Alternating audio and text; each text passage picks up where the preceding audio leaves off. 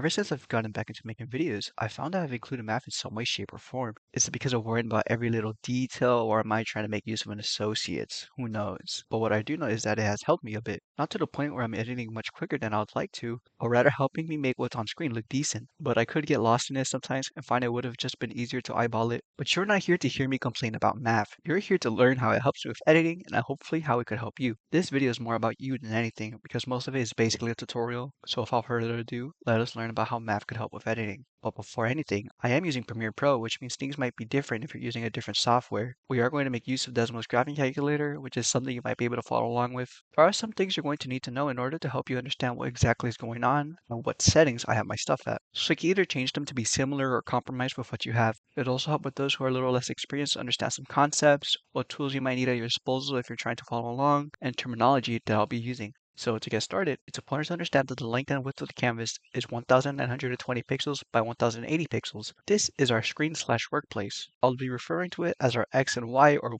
width and height throughout the video. It should be understood that the origin point or 00 is at the top left corner of our canvas. So the positive direction for X is right and the positive direction for Y is down. The negatives are in the opposite direction. When it comes to the frame rate, I edit videos at 60 frames per second, which is important to know since a good chunk of my editing includes keyframing. So if you edit at a different frame rate, then you'll need to take that into account. You should know what this is if you've already edited before. With the anchor point, it's pretty self-explanatory. It's what the image is anchored to. In other words, whenever a change is done to the graphic, it would be based on this point. It's your X and Y position. It's the point your object will grow and shrink from when the scale changes, and it's the point the graphic would rotate around. The anchor point has its own mini X and Y axis, but it will change depending on how the graphic is inserted. If it's dragged directly onto the timeline, then the range of the X and Y axis will be equal to the resolution of the graphic. If it's created in or dragged into the Properties tab, then the range will be equal to the resolution of the screen. Changing the graphic scale doesn't do anything to the ranges. For my limited editing, I do find that the anchor point does act differently between different graphics such as objects, text, and shapes. I'll discuss the specifics when we reach different sections of the video.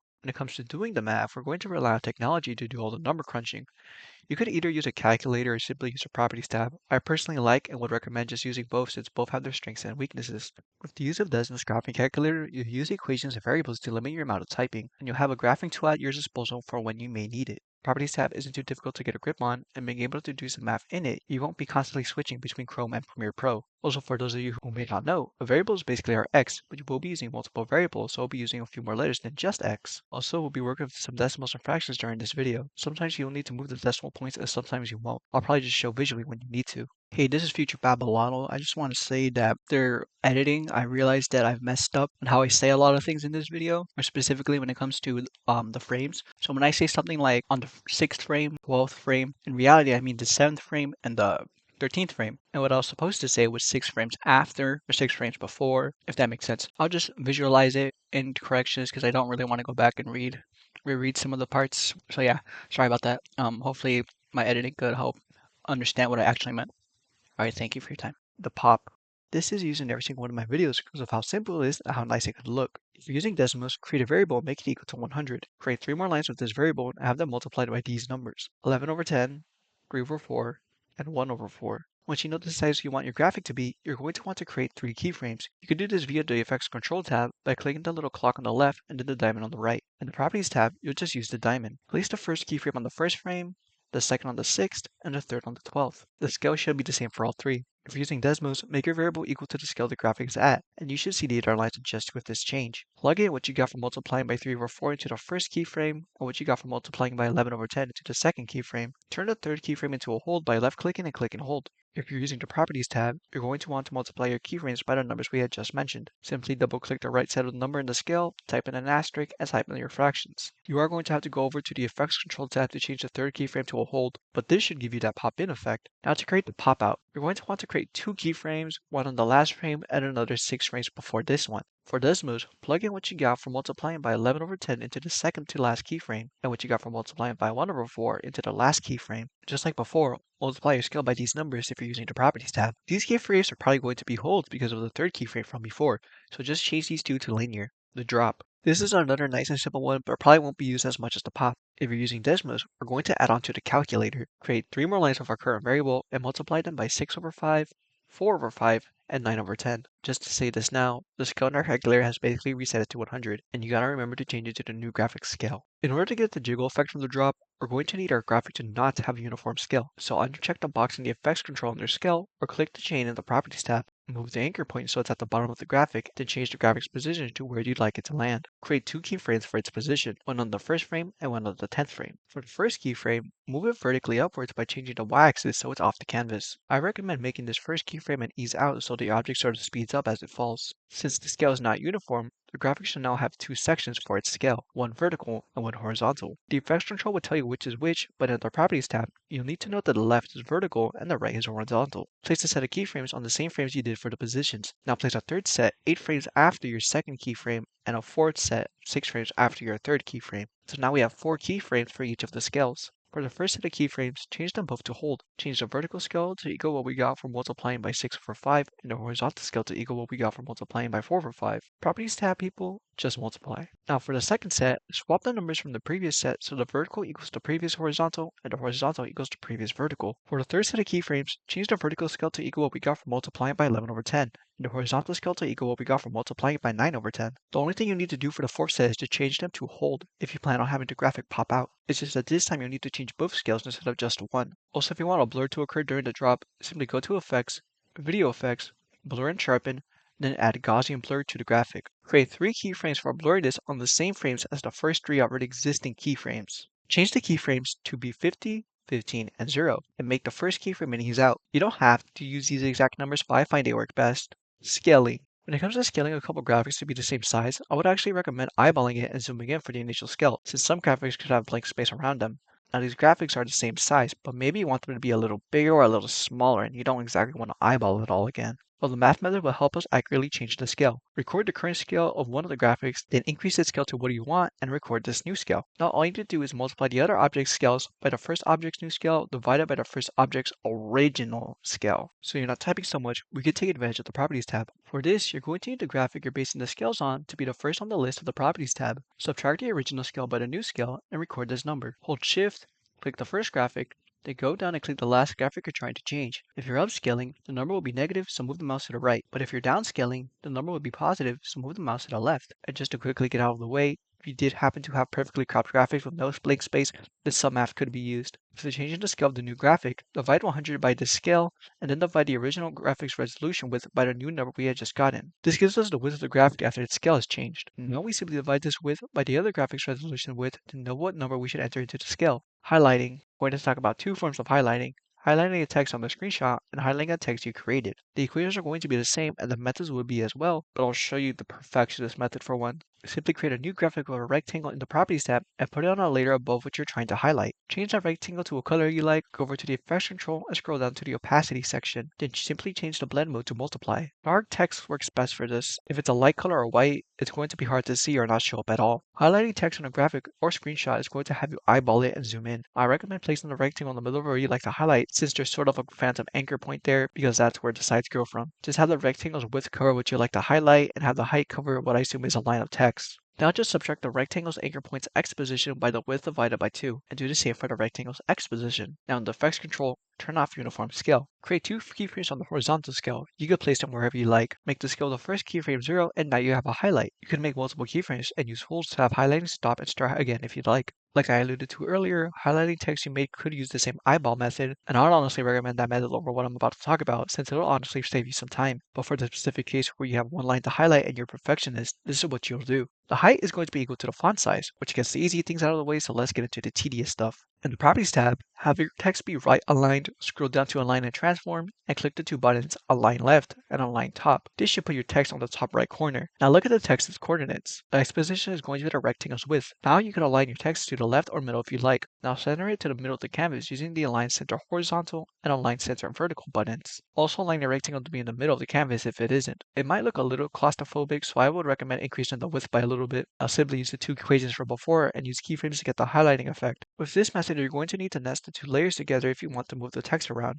Just kidding. While editing this, I realized that you don't need to do the multiple opacity or nesting the text and square together. You could have the text and square be in the same graphic instead of having them be on different layers. So have the text and square in the same graphic. Have the square be behind the text by being under it in the panel. And just do what I had said for the perfectionist method, but instead of nesting, just put them in the same group. This should give you the same exact results. Positioning. Positioning is pretty easy. You can always eyeball it, but this video is about math. Positioning things to be equal distances is best done through the Properties tab. Simply add a fixed number to the positions. As an equation, it might be written like this. If the objects are cropped to have little to no blank space, and you can line them up so they're evenly spread across the screen. I'll discuss spreading them horizontally since that gives us more space to work with. The graphics I'm talking about would also be scaled to be similar in size to one another. Get one of the graphics widths. If the scale has been changed, the sum math is needed. Get the graphic scale and divide it by 100, and multiply this number by the graphic's original resolution width. Since our graphics are similar in size, we can multiply this number by the number of graphics we have to get a collective width, or space taken up. Subtract the canvas's width by the collective width. This lets us know how much free space we have. Divide this free space by the number of graphics plus 1. This should give us the amount of space that will be between the graphics and edges. Take the number we have for this free space and add one of the graphics widths divided by 2. And we have our first x position. Now you could do two things. Keep repeating this, but instead use one whole width and the x positions. Or you can use this little equation. Get the first graphic's x position. Add the number for free space plus one whole width. Have this in parentheses and multiply this by 1, 2, then 3, then 4, then 5, then 6, until you reach your last object and get the x positions you need. If you want to line things up vertically, you'll use height and the y-axis instead of width and the x-axis. As of writing and reading this, I haven't tested it, but I think you could use a similar method with objects that have different size widths. You'll just have to account for all the individual widths and have to do constant adding since you can't exactly multiply. Tossing something onto the screen. This is more specifically when something is drawn at an angle. If something is drawn in a vertical or horizontal line, then it's much easier and only really needs addition. Just to quickly get out of the way, place your graphic where you'd like it to land and create 4 keyframes for your position, one on the 1st, the 2nd on the 10th, the 3rd on the 12th, and the 4th on the 17th. Make the position of the first keyframe go off screen. Could be horizontal or vertical. And depending on the direction the graphic is coming from, add or subtract 25 so the graphic is continuously traveling in the direction it was moving. Then you're done. If you want to blur, you could use Gaussian blur similar to how we did before, but have the keyframes line up with the 1st, 3rd, and 4th existing ones. Now let's get into the angled straight line movement and what's probably going to be the largest chunk of this video. You are going to need Desmos graphing calculator for this one, so if you've been using the Properties tab, open up Chrome. First, we'll set up the graph by clicking the wrench on the top right corner. Change the range of the x-axis to be between 0 and 1920, and the range of the y-axis to be between negative 1080 and 0. You should notice that this is the same length and width as our canvas. Click More Options and click Lock Viewport. Then under that, it should say radian and degree. Click degree to change the calculator to degree mode. For those following along, we're going to be making a lot of lines, so in order to not repeat myself, just assume we're moving on to a new line when a new equation or line of text pops on screen. I might put a little visual aid if I'm able to figure out how to make that look good. Create a variable type 1 right after so it appears small, and make it equal to 100. Create a variable of the same letter and type 2, then make this one equal to negative 100. This set is going to be our first point. Create another set of variables similar to before, but make them a different letter and make them equal to 200 and negative 200. This is going to be our second point. Now we're actually going to make some points. Create a set of parentheses and put a comma between them. Put a variable that has a 1 on the left side of the comma, and put the other variable with the same letter on the right. Do this for both. We're now going to refer to these variables and these points as our x and y positions. Also, I recommend making these points different colors so it's easy to tell them apart. Now we're going to create some variables that will rely on the ones we had just created by making some equations. Make another variable and make it equal to the y position of one of the points subtracted by the other point's y position. Put this in parentheses and divide it by a similar equation that will reflect the one we just created but use the x position. We'll call this our growth. Now make another variable and make it equal to one of the points y position subtracted by the growth multiplied by the same point's x position. We'll call this our y-intercept. Now we have everything to create a line. Type y and make it equal to the growth multiplied by x and add our y-intercept. I recommend changing this line to be dashes. All of this allows us so we can see a line that connects these 2 points together. We technically didn't need to graph the line, but it's a useful visual aid. This one's going to be a bit confusing, but I'll explain it once we're done setting things up. Create another variable and have it equal to the inverse tangent, or tan to the power of negative 1. Put our growth variable in its parentheses. Let's just call this variable corner. In a new line, subtract our corner variable by 90. We're going to create 2 more points, similar to before, but one of the points is going to have its y depend on its x,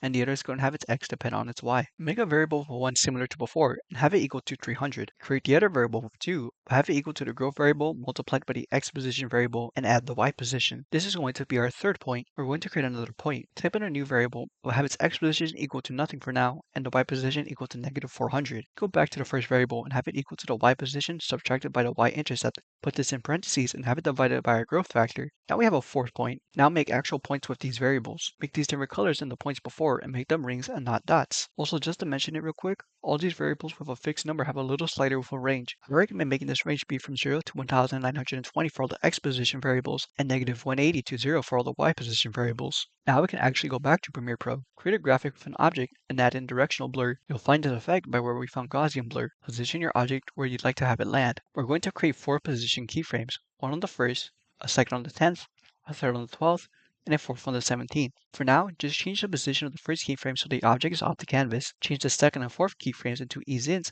and the third to an ease out. For now, we'll make some keyframes for the directional blur as well. Create 3 keyframes for the blur length, and let that be on the same frames as the first, third, and fourth position keyframes. You could choose whichever numbers you like, but I find the lengths work best with the first keyframe being 30 and the second being 15. Then make the second and third keyframes ease in, and apply an ease out to the second keyframe. Now to explain how the calculator actually works.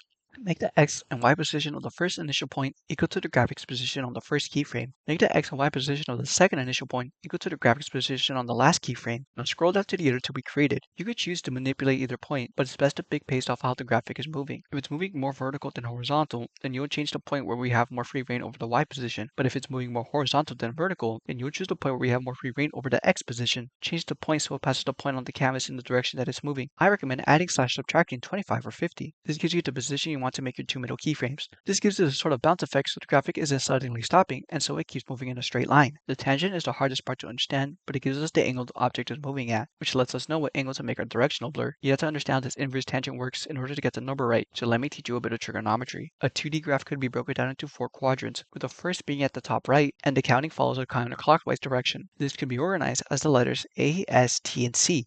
This is best remembered as add sugar to coffee. In trig, we have sine, cosine, and tangent, and each has its inverse. You might have noticed that some of the first letters are the same, and that's because depending on which you use depends if our output is going to be negative or positive. It's always positive for the first quadrant and its respective letter. In this scenario, we only care for the inverse tangent. The point that's off screen is going to be the center of this quadrant graph, and the point we see is going to be the point on the graph. To make things easier for us, if the object moves to the right, we're going to use positive angles for the directional blur, but if it moves to the left, we're going to be using negative angles for the directional blur. This is because the inverse tangent is going to give us an output between 0 and 90. The minus 90 is accommodation for angles that are greater than but less than 180, which lines up with our half circles. If the point lands in the first quadrant or moves up and to the right, then we're going to use whatever number appears in the corner variable. If the point lands in the fourth quadrant or moves down and to the right, we're going to use the corner variable minus 90, but we'll make the final result positive instead of negative. If the point lands in the second quadrant or moves up and to the left, then we're going to actually add 90 to the corner variable and change the final result to be negative. If the point is in the third quadrant or moves down and to the left, we're actually going to get our corner variable and add a 90 and change the final result to a negative. Yes, it seems like quite a bit to understand, but once you get the hang of it, especially since you're not really doing the math and just looking at numbers and where the points land.